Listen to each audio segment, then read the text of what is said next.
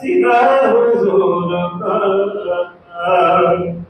कुरान है जब के सारा कसीदा हुजूर का, फिर वस्फ हो किसी से बयां या हुजूर का, फिर वस्फ हो किसी से बयां या हुजूर का।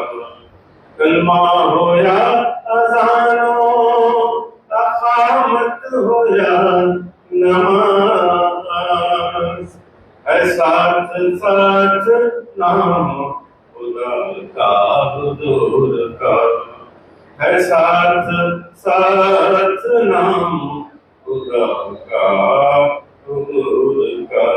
दोनों जहां है कब्ज़े में, अरिशान देखिए, एक टूटा कोरिया है बिछोना हुजूर का, एक टूटा कोरिया है बिछोना हुजूर का। पहले तो बस गया था, पहले तो बस गया था मदीने में दिल मेरा, अब दिल में बस गया है मदीना हुजूर का, अब दिल में बस गया है मदीना हुजूर का। है सूफी आज़म अब मुझे दिन रात इंतजार, है सूफी आज़म अब मुझे दिन रात इंतजार, फिर आए कब न जाने बुलावा हुजूर का, फिर आए कब न जाने बुलावा हुजूर का। सानी हुजूर का है ना साया हुजूर का, शहकार नूर हक है सरापा हुजूर का।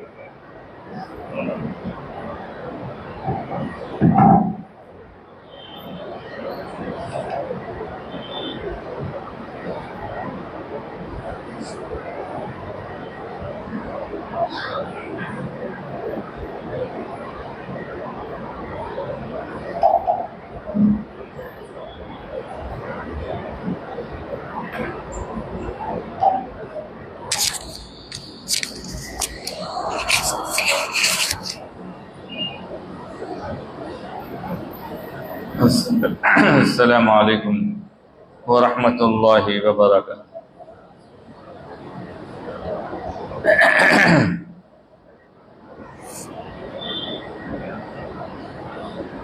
बिस्मिल्लाहिर्रहमानिर्रहीम।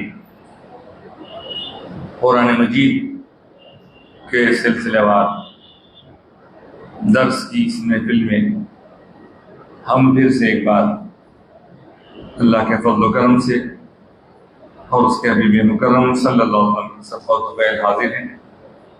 और ये महफिल अल्हम्दुलिल्लाह हर इतवार बाद नमाज ज़ोहर मुनक़्क़िद होती है, जिसमें सिलसिला ब सिलसिला आयात कुरानी का तर्जुमा और उसकी तशरीह सुनने सुनाने की हम सआदत हासिल करते हैं। हमारी इस महफिल की सरपरस्ती हज़रत मौलाना सैयद शाह अहमद नूरुल्लाह हसनी व हुसैनी क़ादरी मुद्दज़िल आली जादा नशीन मुतवल्ली बारगाह कमाल सदर कुल हिंद जमइयत मशाइख फरमाते हैं। और हमारे दरमियान मोहतरम अली जनाब हाज सैयद ताहिर साहब भी तशरीफ़ फरमा है, और बतौर मेहमान खुसूसी मौलाना सैयद मौलाना सूफ़ी अहमदुल्लाह इकबाल चिश्ती साहब सज्जादा नशीन भी तशरीफ़ फरमा है। आज के दर्स की आयात जो गुज़िश्ता दर्स से सिलसिले में जुड़ी हुई हैं वो पढ़ने की सआदत हासिल की जाती है। और समाअत फरमाएं। औज़ु बिल्लाहि मिनश शैतानिर रजीम। बिस्मिल्लाहिर्रहमानिर्रहीम। इन्नल्लज़ीन कज़्ज़बू बिआयातिना واستكبروا عنها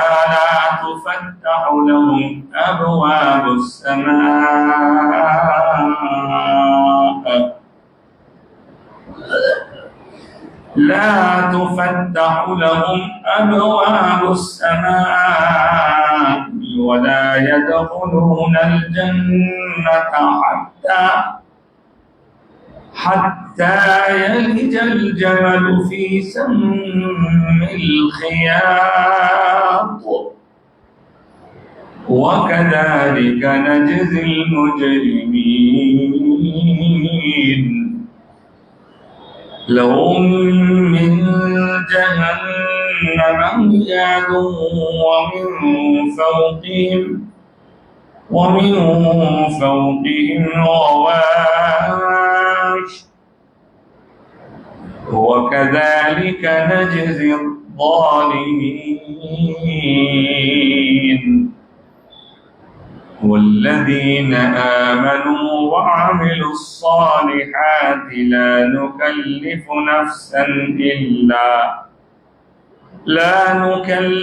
نفسا إلا وسعها أولئك أصحاب الجنة هم فيها خالدون صدق الله العظيم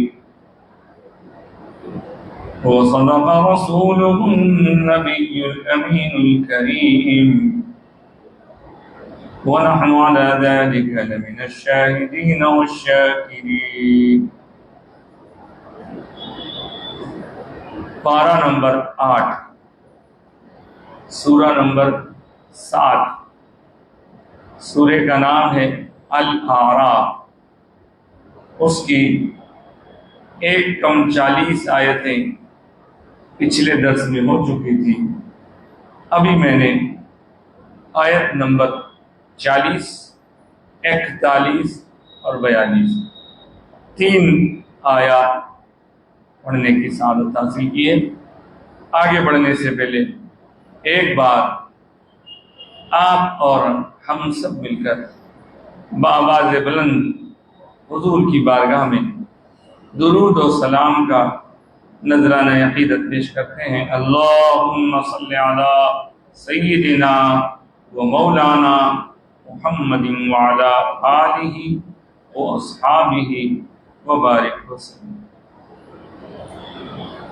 कुरान पाक ने अच्छों का भी जिक्र किया, बुरों का भी जिक्र, जो पिछले जमाने में गुजर चुके उनका भी जिक्र किया, जो आने वाले हैं उनकी सिफात भी बयान की। आज जो आयत पहले पढ़ी गई उसमें अल्लाह ताला उनका जिक्र फरमा रहे हैं जो अल्लाह की आयतों को मानने से इनकार करते। अल्लाह की आयतों का मतलब अल्लाह के कलाम की आयतें, कुरान मजीद की आयतें हों और अहकाम हों, जो मानने के लिए उनको कहा गया वो नहीं मानते। जिन हालात में कुरान पाक नाज़िल हुआ, मक्का और मदीना के उन बाशिंदों को जब अल्लाह के हबीब हमारे आका सरकार दो आलम सल्लल्लाहु अलैहि वसल्लम ने एक खुदाए वाहदहुल शरीक को मानने और उसके सिवा सारे झूठे माबूदों का इनकार करने को कहा, लेकिन जो खुशनसीब थे वो माने। बहुत सारे ऐसे थे जिन्होंने इनकार किया और हमेशा के लिए इनकारी बने रहे, और कुछ ऐसे थे जो शुरू में इनकार किया बाद में रास्ते पर आए। तो इनकार करना, झुठलाना, नहीं मानना जो लोगों की सिफत होती है, उनका बदला क्या है वो बता रहे हैं।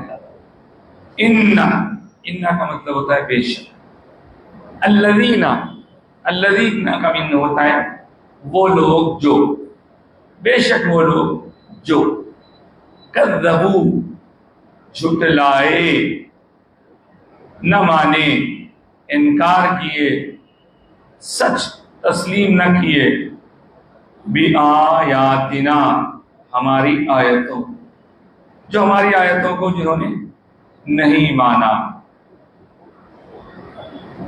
वस्तकबरू अन्हा, ये इस्तिकबार का वर्ड बना है किब्र से। किब्र यानी बड़ाई, अपने आप को बड़ा समझना। बंदा ये काम करे तो उसको जेब नहीं देता, लेकिन बड़ाई बयान करने का अगर कोई मुस्तहिक है तो वो अल्लाह है। इसलिए उसके नामों में एक नाम है अल मुतकब्बिर, खुद अपनी बड़ाई बयान करने वाला। बंदे को बड़ाई बयान करना जेब नहीं देता। तो उसने गुरूर किया, जिसने हमारी आयतों को मानने से इनकार किया, झुटलाया और अकड़ गया। शैतान भी अकड़ गया। ऐसे बंदे का क्या हाल होगा बता रहे हैं। ला तुफत्तहु लहुम, ऐसे लोगों के लिए, तुफत्तह कहते हैं खोलने, ला तुफत्तह नहीं खोला जाएगा, नहीं खोला जाएगा, लहुम उनके लिए, अबवाबुस समा, आसमान के दरवाजों को। आसमान में भी दरवाजे हैं, उन दरवाजों में से जाने के लिए उनके लिए दरवाजे नहीं खोले जाएंगे। वला यदखुलूनल जन्नह, और ना ही वो लोग दाखिल होंगे जन्नत में। मैं एक एक लफ्ज का अलग अलग तर्जुमा आपकी खिदमत में रख रहा हूं, फिर एक साथ तो यहां तक की जो बात हुई उसको समझ लें। बेशक जो लोग हमारी आयतों को नहीं मानते, हमारे अहकाम को, हमारे नबी को, नबियों के जरिए आए हुए अहकाम को, मुजज़ात, हमारी बातों को नहीं मानते, या जिन्होंने नहीं माना और उसको मानने से अकड़ गए, गुरूर किया, तकब्बुर किया, तो ऐसे लोगों के लिए आसमान के दरवाजे नहीं खोले जाएंगे और ऐसे लोग जन्नत में दाखिल नहीं होंगे। कब तक नहीं होंगे? एक यहां पर अल्लाह ने जो मिसाल बयान फरमाया, हत्ता यलिजल जमलु फी सम्मिल खियात, यहां तक के यलिजा दाखिल हो जाए। अल जमल, जमल का आम माना तो ऊंट, यहां तक के ऊंट दाखिल हो जाए। फी में सम, ये सम्मिल कहते हैं सुई के नाके को, सुई होती ना, सुई के अंदर एक सुराख होता है, उसमें से धागा डाला जाता है। तो अलखियात, खियात सुई को कहते हैं। सम्मिल खियात, सुई के धागे, सुई के नाके में से जब तक ऊंट दाखिल नहीं होगा तब तक ये लोग भी जन्नत में दाखिल नहीं। ये क्या बात? सुई के नाके में से ऊंट कैसे दाखिल होगा था? तो बताना यहां ये है, जैसे सुई के नाके का सुराख छोटा होता है, उसमें से ऊंट का दाखिल होना नामुमकिन है, वैसे ही ऐसे झुटलाने वालों का जन्नत में दाखिला भी ना सुई में ऊंट दाखिल हो सकता है, ना ऐसे काफिर झुटलाने वाले, तकज़ीब करने वाले, अल्लाह रसूल का इनकार करने वाले जन्नत में दाखिल हो सकते हैं। वो अगर ऊंट उसमें दाखिल हो सकता है सुई के नाके में, तो ये लोग भी उसमें दाखिल हो। ऊंट का उसमें दाखिल होना नामुमकिन है, वैसे ऐसे बंदों का जन्नत में दाखिल होना भी नामुमकिन है। वकज़ालिक नजज़िल मुजरिमीन, इसी तरह हम बदला देते हैं मुजरिमीन। मुजरिम दुनिया के एतबार से तो जुर्म करने वाले को, क्राइम करने वाले को क्रिमिनल बोलते हैं, लेकिन यहाँ का उसका माना है ऐसे गुनाहगार लोग, ऐसे बुरे लोगों की यही सजा है। अब पूरी आयत मुकम्मल हो गई। उसके बाद और एक एक आयत में उन्हीं को वहाँ क्या मिलेगा दोज़ख में। जन्नत में तो दाखिल नहीं होंगे तो दोज़ख में क्या होगा उनके लिए, वो बताया जा रहा है। ये याद रहे कि ये काफिरों के बारे में, ये मोमिनों के बारे में नहीं, ये मुसलमानों के बारे में नहीं है। जो जाहिर है मोमिन होगा, अल्लाह को मानेगा, रसूल को मानेगा, अल्लाह की आयतों को मानेगा, रसूल की बातों को मानेगा। हाँ, अगर उससे गुनाह होता है तो गुनाह की उसको सजा तो मिलेगी, अगर अल्लाह चाहे तो माफ भी कर दे। लेकिन ये जो बातें हो रही है कि उनके लिए जो काफिर हैं, आगे हमारे लहुम मिन जहन्नम मिहाद, उनके लिए जहन्नुम में बिछोना होगा, नीचे जहन्नुम की आग, दहकती आग, गरम गरम शोले, नीचे से बिछोना जहन्नुम का। वमिन फौक़िहिम गवाश, और ऊपर से ओढ़ने के लिए वो भी जहन्नुम। यानी अंदाज उनकी सजा का बयान किया जा रहा है। बंदा जब बहुत सर्दी होती है तो नीचे भी गरम गरम बिछा लेता है, ऊपर भी गरम गरम ओढ़ लेता है। सर्दी नहीं, गर्मी बहुत होती है तो बंदा क्या करता है, नीचे भी ज्यादा मोटी चीजें बिछाएगा तो गर्मी महसूस होगी, लिहाजा पतला बिछाओ सा, ठंडा रहना। कभी तो कुछ लोग ठंडे ठंडे कपड़ों पे पड़ जाते हैं, ठंडे ठंडे पत्थरों पे पड़ा, ठंडा रहना। ऊपर भी गए जैसे एसी हो, पंखा हो या नहीं, तो हम अपने बचपन में देखते थे, अब तो खैर उसकी जरूरत नहीं आ रही। जब ऐसे शदीद रोजे होते तो प्यास लगती थी, पानी तो पी नहीं सकते, बार बार वुज़ू भी करे तो करते ये थे कि जाके एक शाल को पानी में भिगा लेते, भिगा के आके उसको ओढ़ लेते ताकि नीचे से भी ठंडक लगे, ऊपर से भी ठंडक लगे और रोजे की शिद्दत में कुछ कमी हो जाए। ये एक मिसाल मैंने आपको दी। अल्लाह वहां की बात कर रहा है, नीचे से भी उनको दोज़ख का गरम गरम चुभता हुआ अल्लाह बचाए, बिछोना होगा, ऊपर से ओढ़ने के लिए उनको। और फिर वहां कोई मौत आने का तो कोई सवाल है, मौत तो यहाँ आ गई, वहां तो चलते रहना है, कोई मौत का सवाल नहीं, अल्लाह बचाए। वकज़ालिक नजज़ी ज़ालिमीन, और इसी तरह हम जालिम लोगों को जजा देते हैं। यहाँ जालिम से मुराद मुशरिक लोग हैं जो अल्लाह के सिवा किसी और को खुदा समझते। एक अल्लाह वहदहू ला शरीक के सिवा किसी और को खुदा समझना मुशरिक बना देता है। तो ये ऊपर वाली दो आयतों में आपने देखा कि अल्लाह तबारक व तआला ने इनकार करने वालों, गुरूर करने वालों, न मानने वाले काफिरों को क्या सजा दी जाने वाली है उसका जिक्र फरमाया। यह आदत है अल्लाह ताला की, कुरान पाक का उसलूब है। जब भी कई बुरों का जिक्र होता है साथ में ही नेकों का भी जिक्र, ताकि पता चल जाएगी उनके साथ ऐसा है तो फिर इनके साथ ऐसा हो। तो बताया वल्लज़ीना आमनू, अब वो लोग जो आमनू में आ गए, आमनू ईमान ला लिए, अमन में आ गए, ईमान वाले, कलमा पढ़ने वाले, अल्लाह को एक मानने वाले, अल्लाह के सिवा कोई खुदा नहीं ये समझने वाले, रसूलुल्लाह को मानने वाले, अल्लाह के पास से रसूलुल्लाह के जरिए जो अहकाम दीन इस्लाम हमको मिला उसको मानने वाले, मान के अमल करने वाले। अमल भी आवाज वल्लज़ीना आमनू, और वो लोग जो ईमान लाए। ऊपर वालों का उल्टा ही, ऊपर था नहीं मानने वाले, झुटलाने वाले, यहाँ पे आया ईमान लाए।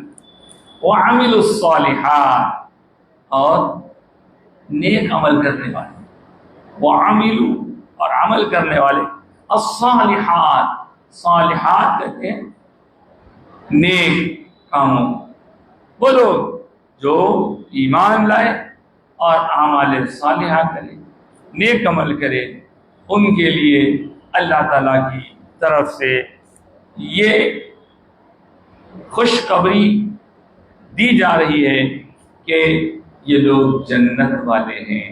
उलाइका अस्हाबुल जन्नह हुम फीहा खालिदून, ये वो लोग हैं जो जन्नत के मुस्तहिक़ हैं, जन्नत वाले हैं, और उसमें वो हमेशा हमेशा रहेंगे। ये कहने से पहले ईमान और अमल साले की बात करके ये जन्नत वाले हैं कहने से पहले बीच में एक और जुमला है, वो मैंने जानबूझ के बाद में बोलने के लिए रखा है। वल्लज़ीना आमनू व अमिलुस सालिहात, और जो ईमान लाए अमल साले किए, वो जन्नत वाले होंगे, उसमें हमेशा रहेंगे। बीच में एक वर्ड है, जुमला है, वर्ड नहीं बल्कि सेंटेंस है। फरमाया ला नुकल्लिफु नफ्सन इल्ला वुस्अहा, ये बहुत लंबा जुमला है, बहुत काम का जुमला है। ला नहीं, नुकल्लिफु जिम्मेदार बनाते हैं हम जिम्मेदारी देते हैं। ला हम जिम्मेदारी नहीं देते, ला आ जाए हम जिम्मेदारी नहीं देते, हम बोझ नहीं डालते। नफ्सन किसी जान पे, किसी जान पर भी हम ऐसा बोझ नहीं डालते, किसी जान को भी ऐसी जिम्मेदारी नहीं देते। इल्ला वुस्अहा, जितनी उसके पास ताकत है, कुव्वत है, उससे ज्यादा जिम्मेदारी नहीं देते। जितनी उसके पास सकत है, सलाहियत है, ताकत है, उसके हिसाब से उसको जिम्मेदारी दी जाती है। ये ऐसा दिलों को इत्मीनान पहुंचाने वाला जुमला है कि दुनिया में बहुत सारे लोग अजीबोगरीब अंदाज में शिकवे करते हैं, अल्लाह से शिकायत करते हैं, ये क्या है, हमको इतनी मुसीबत में डाल दिया, मुश्किल में डाल दिया, परेशानी में डाल दिया। हमारे गैर मुस्लिम बिरादरान हमसे कहते हैं, अरे साहब ये सुबह से शाम तक ऐसी शदीद भूख, धूप, उसमें भूख प्यास कैसे बर्दाश्त करते हैं आप लोग? भूखा प्यासा आदमी कैसे रहेगा? ये तो जुल्म है। नहीं, अल्लाह पाक फरमा रहा है किसी जान पर अल्लाह ताला उसकी सकत से ज्यादा बोझ नहीं डालते, जो बर्दाश्त कर सकता है उसी पर है। अब देखें, जिस बंदे की तबीयत में इतनी ज़ईफ़ी आ गई है, बुजुर्ग बन गया है, वो रोज़ा नहीं रह सकता, तो अल्लाह ताला ने उसको ये हुक्म नहीं दिया कुछ हो जाए, मर जाता है मर जाए, लेकिन रोज़ा रहे। ज़ईफ़ है, बीमार है, हामिला औरत है, उसकी उस कंडीशन में रोजा रहने से बच्चे पे असर पड़ सकता है, सोच सकते। दूध पिलाने वाली खातून है, देख रहे हैं आप। इसी तरह जिंदगी के और मराहिल में भी अल्लाह ताला आपको हमको उतना ही दिया है जितना हम कर सकते। परसों 1-2 दिन पहले की बात, एक साहब ने मुझसे फोन पर कहा, साहब दुआ करिए, रमजान जब से शुरू हुआ है रोजाना एक नई आजमाइश है, बहुत तंगी है, बहुत परेशानी है, बहुत परेशान हूँ, मुसीबतों का अंबार है। अरे अरे अरे अरे अरे भाई, आप ये इत्मीनान रखें कि जितना आप बर्दाश्त कर सकते हैं अल्लाह ने उतना ही आपको दिया है। और आप पर ज्यादा ऐसी बातें हो रही हैं, तो इसका ये हरगिज मतलब नहीं है कि आपसे अल्लाह नाराज है, बल्कि चूंकि आप उसको बर्दाश्त कर सकते हैं इसलिए आपको वो दे रहा है, जो बर्दाश्त नहीं करते उसको देता भी। और ये भी याद रखने की बात है, बहुत काम की बात। जब भी कभी कोई आजमाइशों से गुजरता है, जब भी कोई मसाइल से दो चार, अल्लाह बचाए, लेकिन इसका ये मतलब नहीं कि वो खाली मुसीबतों में रहता है, बल्कि उसकी वजह से उसके दर्जे बुलंद होते हैं। जो जितना बड़ा होगा उसका इम्तिहान भी उतना बड़ा होगा। बंदा जितना बड़ा उसका इम्तिहान भी उतना बड़ा। चुनाचे हुजूर सल्लल्लाहु अलैहि वसल्लम ने, आप जानते हैं हुजूर तो सारी कायनात में अल्लाह के बंदों में सबसे बड़े हैं ना सर। हुजूर से बड़ी शायरी किसी की है क्या? हुजूर को सताया नहीं किया क्या? हुजूर को तंग नहीं किया क्या? क्या हुजूर अपने पेट पर पत्थर नहीं बांधे? क्या हुजूर के रास्ते पे कांटियां नहीं बिछाई? क्या हुजूर के रिश्तेदारों ने तंग नहीं किया? क्या हुजूर के सग्गों ने हुजूर के जान के दुश्मन बनकर तंग नहीं किया? होता है, होता है। नहीं। अब जब हुजूर के साथ ऐसा हो सकता है, बाद वाले तो क्या है? तो जो जितने बड़े हैं उनका इम्तिहान भी उतना बड़ा। हुजूर एक मुकाम पर इरशाद फरमाते हैं कि मुझसे पहले जितने नबी आए सबको लोगों ने सताया, सबको सताया, कोई नबी बचा नहीं, सबको सताया। लेकिन अल्लाह की राह में सबसे ज्यादा मैं सताया गया। मुझे जितना सताया गया किसी और को इतना नहीं सताया। सब याद कीजिए, उम्मुल मोमिनीन हजरत बीबी खदीजा कुबरा रज़ियल्लाहु ताला अन्हा ने जब देखा कि हुजूर पर वही का सिलसिला शुरू हुआ, आप आके फरमाए, सरकार ने फरमाया देखो ऐसा फरिश्ता आया था, मुझे कुछ छोड़ा दो। तो आपके एक चचाजाद भाई थे वराक़ा बिन नौफल, सुन चुके हैं बाप ने, वहां ले गई, ले जाकर कहा कि ऐसा ऐसा मेरे इत्मीनान के लिए आपसे पूछ रही है, क्या है? आप चूंकि पुरानी किताबों के जानने वाले, उन्होंने कहा ये तो वही चीज है जो ईसा पर मूसा पर नाजिल की गई थी, ये तो वही कलाम है। वो साहब ज़ईफ, बूढ़े, कमजोर, नजर कमजोर, उस हालत में कहने लगे, हा हा हा, काश मैं जवान होता, काश मैं उस वक्त, सुनिए जुमला, मैं उस वक्त आपका साथ देता होता जब आपकी कौम आपको आपके वतन से निकलने पर मजबूर कर दे। हुजूर ने ताज्जुब खेज अंदाज में पूछा, क्या मेरी कौम मुझे मक्के से निकलने पर मजबूर कर देगी? अरे वो तो मुझे चाहती है, अमीन कहती है, साजिद कहती है, प्यारा कहती है, सब कुछ है। तो कहा अब तक तो कहती थी, आपके साथ अब जो फरिश्ता आपके पास आ रहा है, ये जिनके पास गया और उन्होंने जब ये काम शुरू किया तो उनकी कौम खुद उनकी दुश्मन हो गई, और आपके साथ भी ऐसा होने वाला है। उन्होंने कोई गैब की खबर नहीं दे रहे थे। वराक़ा बिन नौफल बता ये रहे थे कि जो काम करने के लिए आप जा रहे हैं वो काम बहुत बड़ा है, हर एक के बस की बात नहीं है। तो कहने का मतलब ये कि हमारी जिंदगी में भी उतार चढ़ाव बहुत आते रहते हैं। अल्लाह ताला से मदद मांगना, लेकिन कभी मायूस नहीं होना उसकी रहमत से। हर काली रात के बाद सुबह आने वाली, शदीद से शदीद रोजे के बाद भी इफ्तार आने वाला है। इन्ना मअल उसरी युस्रा, इन्ना मअल उसरी ये सुना। यकीनन तंगी के बाद राहत, तंगी के बाद राहत।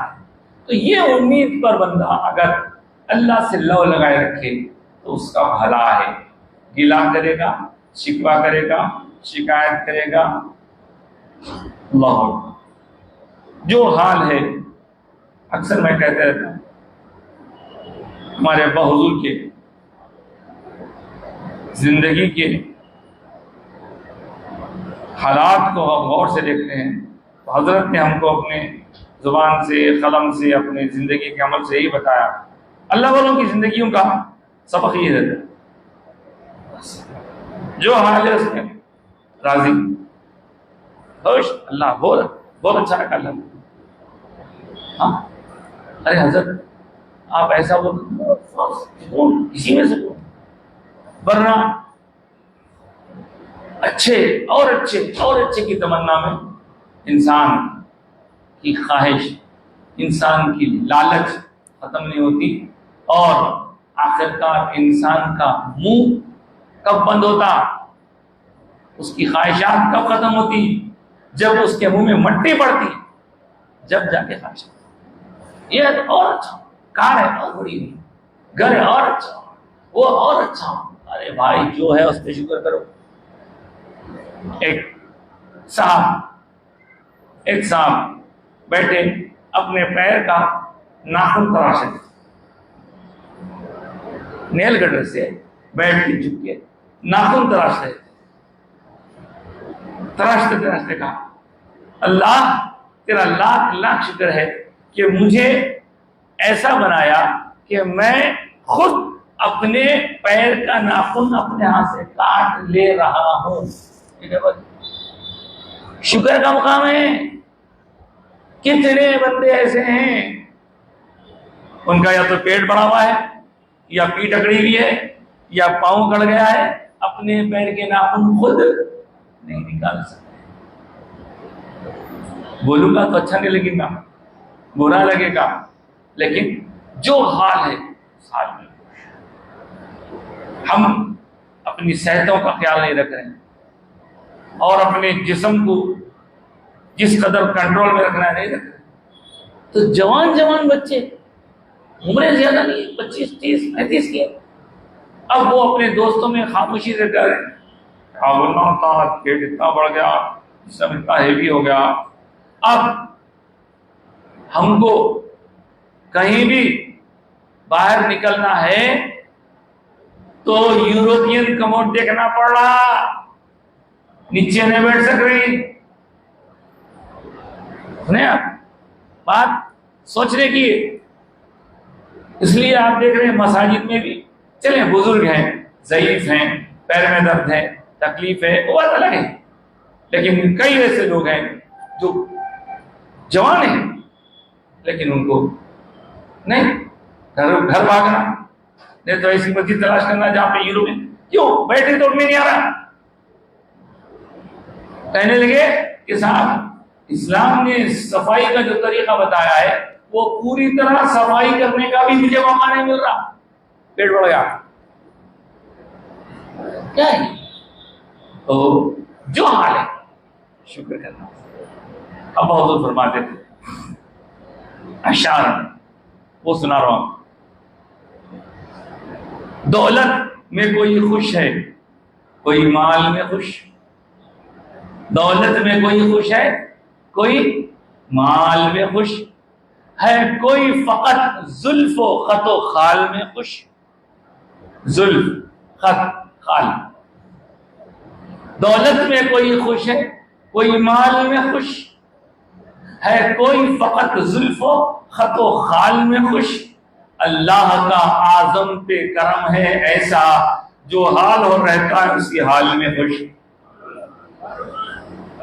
अरे ये शुक्र करते हुए रहना, तो कभी भी नाउमीदी, मायूसी नहीं। मेरे को ये दिला था, अरे भाई आप मेरे सकत है बोल के दिया अल्लाह ताला, ला युकल्लिफुल्लाहु नफ्सन इल्ला वुसअहा, किसी को उसकी सकत से ज्यादा बोझ अल्लाह ताला नहीं डालते। ये मेहरबानी अल्लाह ताला। आप गौर करें क्या है वो देखें, क्या नहीं है, उसके पीछे पड़े रहेंगे और फिर गिले शिकवे लालच, धोखाधड़ी, ताल्लुकात की खराबी, रिश्तेदारियों में, अस्तगफिरुल्लाह मा हौल वला कुव्वता इल्ला बिल्लाह। इंशाअल्लाह इस तरह गुफ्तगू और आने वाले इतवार को होगी। अब ये आखिरी इतवार था जो रमज़ान में था, इसके बाद वाला इतवार तो शायद रमज़ान के बाद आएगा इंशाअल्लाह। आज की दर्स कुरान के हवाले से तो गुफ्तगू मुकम्मल थी, तो आज की हदीस पाक समाप्त कर लीजिए। हदीस मुबारक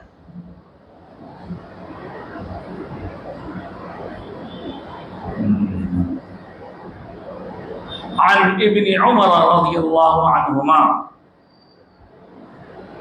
قال فرض رسول الله صلى الله عليه وسلم زكاة الفطر صاعا من تمر أو صاعا من شعير على العبد والحر والذكر والأنثى والصغير والكبير من المسلمين وأمر بها أن تؤدى قبل خروج الناس إلى الصلاة। देखिए साहब, हुजूर अकरम सल्लल्लाहु अलैहि वसल्लम के इस इरशाद में आने वाले दिनों में जिस चीज़ की हमें सख्त जरूरत पड़ेगी उसके मुतालिक एक अहम मसला है। हज़रत इब्न उमर जब कहा जाता है तो वो है अब्दुल्ला इब्न उमर, बड़े जलील क़द्र सहाबी। इसलिए दोनों का नाम एक साथ बोलने की वजह से रज़ियल्लाहु अन्हु नहीं कहा जाता, अन्हुमा कहा जाता। दोनों की वो रिवायत करते हैं रसूल पाक सल्लल्लाहु अलैहि वसल्लम के बारे में, फरमाते हैं कि हुजूर ने सदक़े फित्र जो लोगों पर मुकर्रर फरमाया, सदक़े फित्र लोगों पर जो मुकर्रर फरमाया, उसकी अलग अलग जो किस्में हैं कि खजूर एक साथ, जौ एक साथ, और गुलाम हो, आज़ाद हो, मर्द हो, औरत हो, छोटा हो, बड़ा हो, मुसलमानों में से हर एक की तरफ से ये देना जरूरी है। और उसके अदा करने का वक्त जो फरमाया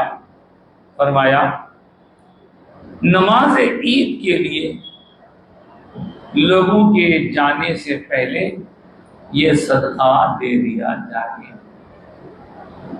बुखारी शरीफ की हदीस पाक है। तो आज हम इसी के मुतालिक थोड़ा सा डिस्कस करते हैं। सदक़े फित्र, इस ईद को भी जो आने वाली है, आज 27 है, कल 28 ईद, मंगल के दिन शाम में चांद देखा जाएगा। अगर मंगल को चांद नजर आ जाए तो चारशंबे को ईद होगी, लेकिन अगर मंगल को चांद नजर ना आए तो फिर चारशंबा आखिरी रोजा होगा, जुमेरात को ईद होगी। दोनों पॉसिबिलिटीज हैं। अब लोग अपने तजुर्बे से, कुछ साइंसी से गौर फिक्र करके कह तो रहे हैं कि मंगल के दिन चांद के दिखने का इम्कान कम है, चारशंबे को ईद हो भी सकती, लेकिन ज्यादा पॉसिबिलिटी जुमेरात, जो भी हो। यह सदक़े फित्र सरकार की तरफ से मुकर्रर है। हुजूर ने इरशाद फरमाया कि जब मालदार लोग ईद की खुशियां मनाएं तो गरीबों को भी उन खुशियों में शामिल होने के लिए हर साहिबे हैसियत आदमी को अपनी तरफ से सदक़े फित्र अदा करना चाहिए। इसका एक दूसरा पहलू यह भी है ये भी फरमाया हुजूर ने कि जब तक सदक़े फित्र अदा नहीं किया जाएगा तब तक बंदगान खुदा के रोज़े आसमान और ज़मीन के दरमियान मुआमला करें। सदक़े फित्र अदा कर दिए तो बोलेगा। इसकी वजह से रोज़े के दौरान हमसे जो कमी कोताही कुछ हो जाए अल्लाह ताला उसको मुआफ़ फरमा दे। तो मालदार लोग दें, किसकी तरफ से दें? खुद अपनी तरफ से दें, अपने घर वालों की तरफ से दें। हत्ता कि ईद से ज़्यादा पहले भी लड़का पैदा हुआ, रात में भी पैदा हुआ तो बच्चे की तरफ से दें, औरत की तरफ से, बच्चे बच्चियों की तरफ से। इसके अलावा एक और सवाल है, किसको दें? तो जो गरीब हैं, मोहताज हैं, जरूरतमंद हैं, जो खुद सदक़े फित्र अदा नहीं कर सकते। ऐसा नहीं है कि आप दोनों एक दूसरे को तय करके भाई मैं आपको दे देता हूँ, आप मेरे को दे दीजिए, तो फायदा नहीं होगा। जो गरीब है, जरूरतमंद है, मोहताज। अब यहां तक तो मालूम हुआ कि कौन दे, किसकी तरफ से दे, कब दे। तो उसका वक्त तो ईद उल फित्र की फजर से नमाज ईद के पहले तक है। आप सोच सकते होंगे कि साहब इतने कम टाइम में पैसे किसको देना, कहाँ ढूंढना, बहुत कम टाइम है। आजकल तो लोग जो है 6:15 6:30 भी रख ले रहे नमाज़ा। फजर पढ़ते कहाँ मिलेगा, कोई भी क्या। सही बात तो यह है कि नमाज ईद तो ईदगाह में होती है और ईदगाह में 9 साढ़े 9 10 बजे होती। फिर भी फित्रे का दे देना ईद के दिन ही जरूरी नहीं है, बल्कि ईद से पहले भी दे सकते हैं। आज भी दे सकते, कल भी दे सकते। और अगर आप नहीं देंगे तो जब तक नहीं देंगे तब तक आप पर वो जिम्मेदारी बाकी है। चलिए साहब, कौन देना, कब देना, किसको देना। अब आते हैं अहम सवाल पर, क्या देना, कितना, ये बहुत इंपॉर्टेंट। तो आपने अभी हदीस पाक में समाप्त किया सा किसको बोलते। हमारे यहाँ मौजूदा दौर में जो औज़ान है, पैमाने हैं, जैसे कोई ठोस चीज को नापना है तो हम किलो में नापते हैं, 2 किलो 4 किलो 5 किलो। पतली चीज है तो लीटर में नापते हैं, ग्राम्स में नापते हैं। डिस्टेंस नापना है तो इंचेस में, सेंटीमीटर में, मीटर, किलोमीटर। ये औज़ान और पैमाने कहलाते हैं, मेजर करने के तरीके। तो इसमें आप देखेंगे कि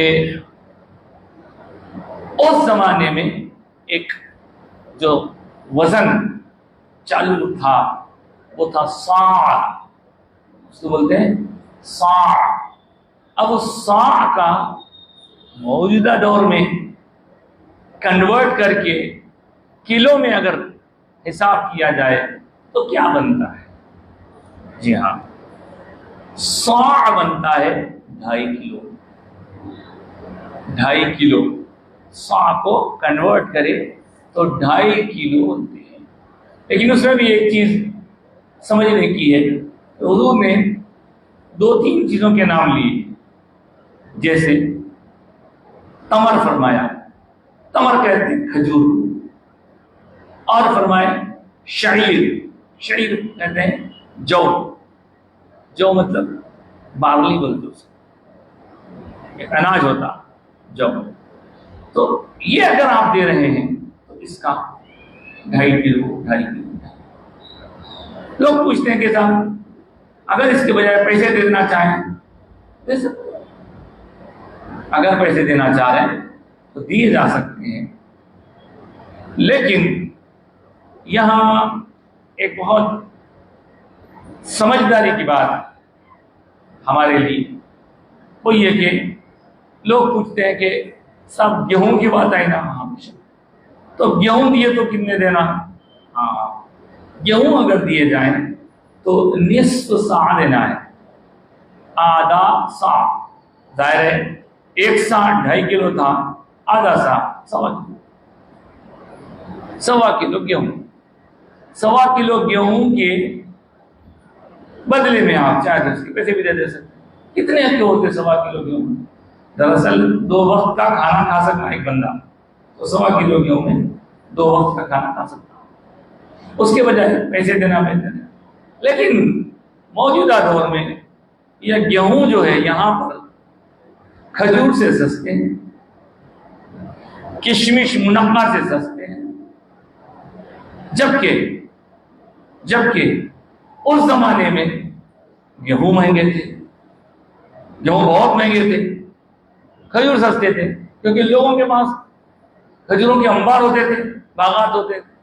तो उस बुनियाद पर यहां ये बात समझाई गई कि अगर आम आदमी है, मिडिल क्लास वाला है, कम पैसे है, तो एक आदमी की तरफ से 1.25 किलो गेहूं के पैसे भी दे सकते, जो तकरीबन 100 रुपए के करीब होते हैं। लेकिन अगर उसका सकत है, उन्हें चाहिए कि 2.5 किलो जौ के पैसे देना, और 2.5 किलो जौ के पैसे एक आदमी की तरफ से तकरीबन 175 रुपये। अरे मुझे मेरा काम 100 में 1000, आप 75 एक्स्ट्रा जो बोल रहे हैं भाई, आपकी तो देने चाहिए, लेकिन गरीब का फायदा होता। हमको याद है चाय 10 रुपए में मिलती थी, 10 पैसे में मिलती थी, 10 पैसे में चाय, याद है मेरे को, आपको भी याद होगी। अब कहाँ है? 20 रुपये को चाहिए। मैं चाय नहीं पीता, बोलने का मतलब ये है कि उसे अंदर लगा सकते हैं आप। पेट्रोल आज क्या वो चल रहा, पेट्रोल 100 के करीब हो गया। 7 रुपए से देना हमें पेट्रोल अपनी गाड़ी में, मेरे पास 7 रुपीज कहाँ है ऐसी। तो अगर हम 100 रुपए के साथ देते क्या हो रहा उसको, गरीब की मदद करना है, तो बेहतर ये है कि अगर कोई दे सकता है तो जौ के हिसाब से दे, जौ के हिसाब से तो 250 रुपये एक आदमी के बन रहे हैं। घर के अफराद का अच्छा, फिर पहले घर में अफराद भी ज्यादा होते थे, वालिद वालदा 6 बहना 8 भाइयां। अब तो हम दो हमारे दो का जमाना है, तो इसलिए ज्यादा खर्चा भी नहीं है, दे दीजिए थोड़े। उसके अलावा उससे बढ़ के अगर आप देखें तो खजूर है। खजूर 2.5 किलो अगर बोले तो वो तकरीबन 600 रुपये होगी। एक आदमी की तरफ से 600 रुपये फितरा देंगे, सामने लगा कुछ तो बनेगा, कुछ के कपड़े तो बनेंगे। उससे और ज्यादा मालदार लोग हैं, लेकिन जिनके यहाँ करोड़ों रुपए की आमदनी है, उनके लिए 100 रुपये की अहमियत है, 1000 रुपये की अहमियत है। तो अगर वो अपनी तरफ से अपने लिए कपड़ा पहनेंगे तो वही लेवल का जी, गाड़ी तो वही लेवल की रहेगी। तो इसलिए बेहतर ये अब आपका अल्लाह का मामला है, लीस्ट कम से कम है वो भी दे सकते हैं, लेकिन दिल खोल के दीजिए। और आखिरी चीज है किशमिश या मुनक्का, वो 2.5 किलो अगर देखेंगे तो तकरीबन 850-900 रुपये। तो एक बंदे की तरफ से अगर 1000 रुपये देगा और देना चाहे तो, लेकिन क्या है उसके लिए दिल चाहिए। यहां एक बात ये क्यों ऐसा फायदा सोच रहे गरीबों का? आप गरीबों का फायदे के लिए तो खैर खैरात है, उनका फायदा होता, हमारा भी मसाइल होते, बीमारियां जाते। एक मसला पूछा गया कि हजरत सोना मेरे पास जो है उसकी ज़कात देना है, तो मैं क्या हिसाब से दूं? बाजार में जो रेट चल रहा है 60,000 से चल रहा हूं मिसाल के तौर, वो 60,000 से जो सोना चल रहा, खरीदने की कीमत अलग होती है। अगर मैं मेरा सोना ले आके बेचूं तो इन्हें लेने वाला 60 से तो नहीं लेता, कम कर देता। वो मैल है, वो है, ये है, कट कर देता। तो ज़कात तो मैं इस सोने की दे रहा हूं, तो इस सोने के कीमत के हिसाब से ज़कात निकालूं या बाजार में जो रेट चल रहा है उसके हिसाब से निकालूं? तो कहा गया बाबा बाजार के रेट से निकालो, फर्क ज्यादा नहीं रहता, तुमको थोड़े पैसे बढ़ के निकलेंगे लेकिन गरीब का भला हो जाएगा। किस बहरहाल आज बहुत सारी बातें आ गई, इंशाअल्लाह अभी हमारे मोहतरम रजा साहब क़िबला ने एक सजेशन दिया, मशवरा दिया कि हज़रत ये जो सिलसिलेवार आपका चल रहा है, जन्नतियों का बयान है, दोज़खियों का बयान है, ये तो है, इसके साथ साथ अगर आप कुरान मजीद के वाक़यात, किस्सों, जैसे मिसाल के तौर पर सूरह बकरा है, सूरह बकरा में बकरा बैल गाय का किस्सा है, तो अगर आप किस्सा सुनाएं तो ज़हन नशीन रहता, उससे बहुत सारी चीज़ें सीखने को मौका मिलता। तो अल्लाह ने चाहा तो आने वाले से ये सिलसिला जारी रहेगा। ये 8वें पारे का वैसे इसमें भी किस्से आ रहे हैं, हम तो आगे जाएंगे तो आप देखेंगे नूह अलैहिस्सलाम का किस्सा, हूद अलैहिस्सलाम का, सालेह अलैहिस्सलाम किस्से आएंगे, लेकिन ये तफसील से बयान कर रहे हैं तो शॉर्ट अंदाज में एक वाक़या, किस्सा या खुलासा बयान कर देंगे ताकि उससे भी दिलचस्पी पैदा होगी। इंशाअल्लाह आने वाले इतवारों से इसका लिहाज रखा जाएगा। आज की गुफ्तगू यहीं रोकते हैं, अल्लाह से दुआ करते हैं कि अल्लाह रमज़ान की आखिरी सातों में हमारी मग़फ़िरत फरमा दे और हम सबको गुनाहों से पाक फरमा दे। परवरदिगार रहम फरमा, करम फरमा, फज़ल फरमा और रमज़ान के इबादत का असर हमारी ज़िंदगियों पर डाल, ताकि हमारी कोताहियाँ, गुनाह धुल जाएं और रमज़ान ख़त्म होने के बाद में भी हम नेकी की तरफ ऐसे ही राग़िब रहें, नमाज़ों की पाबंदी करते रहें, अपने रिश्तेदारों का, बड़ों का, बुजुर्गों का रिश्ता निभाने में जैसी आज नरमी से कोशिश कर रहे हैं, आगे भी इस सिलसिले को जारी करना और अपने फज़ल से, करम से जो नेमतें दुनिया अता फरमाई उन पर शुक्रगुजारी की तौफीक अता फरमा। ईद से पहले की जो रात होती है उसे तेरे हबीब के ज़रिए हमको मालूम हुआ लैलतुल जायज़ा कहते हैं। उस रात में चाँद होते ही बाज़ारों की जीनत बनकर हम लहव में पड़ जाते हैं कि अल्लाह उनमें से वक्त निकाल कर तेरी इबादत का हमें तौफीक के साथ मौका नसीब फरमा। और हम तो यहाँ ईद मना रहे हैं, लेकिन हमारे बहुत सारे भाई बहन, भांजे, भतीजे रिश्ते में फ़लस्तीनी मुसलमान परेशानी के आलम में, उनकी मदद फरमा, उनकी जो मदद कर रहे हैं तो उनका मददगार बन जा, जो उनको तंग कर रहे हैं, तंग करने वालों को हलाक कर दें, उनके लिए ज़मीन को ज़लज़लों से भर दे, दुश्मनों को आपस में लड़ा कर ख़त्म कर दे और अहले ईमान की जान, माल, इज़्ज़त, आबरू, इस्लाम, ईमान की हिफाजत फरमा। मसाजिद, मदारिस, मकाबिर, खानखाहों और इस्लामी मराकिज़ की तरफ बदनीयती के साथ उठने वाली आँखों को नाबीना कर देने, हमारा इस्लाम पर इस्तिक़ामत के साथ जीना और ईमान पर खातिमा फरमा। आमीन या रब्बल आलमीन। सल्लल्लाहु अलैहि वसल्लम। अल्हम्दुलिल्लाह।